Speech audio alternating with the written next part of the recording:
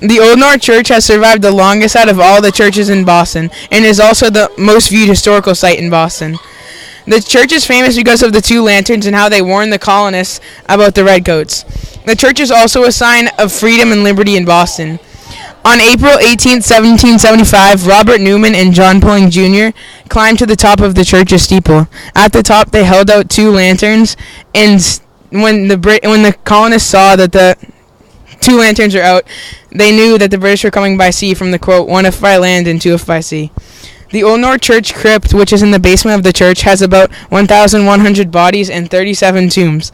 The crypt holds Captain Samuel Nicholson, who was in the U.S. Constitution, and John Pitcairn, who was a British Marine officer. The church was built in 1723 by William Price and inspired by Christopher Wren, who was a famous British architect. The church is called Christ Church, but everyone calls it Old North Church. In 1775, most of the church's congregation was faithful to the British king. King George II gave the church religious silver items and a Bible for the services at the church. The church has a bell tower with 8 ringing bells that are rung in changes. A change is a pattern you can ring bells in. The bells were made in 1774 in England. Paul Revere grew up near the church, and the church has a copy of 6 boys' signatures from 1750, one of them being Paul Revere. The Old North Church was blown over by hurricanes.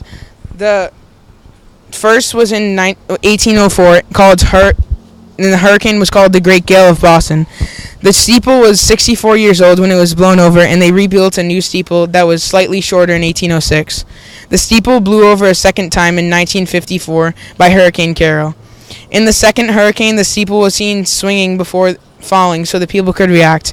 The original weather vane is still at the top of the church, and it survives both hurricanes.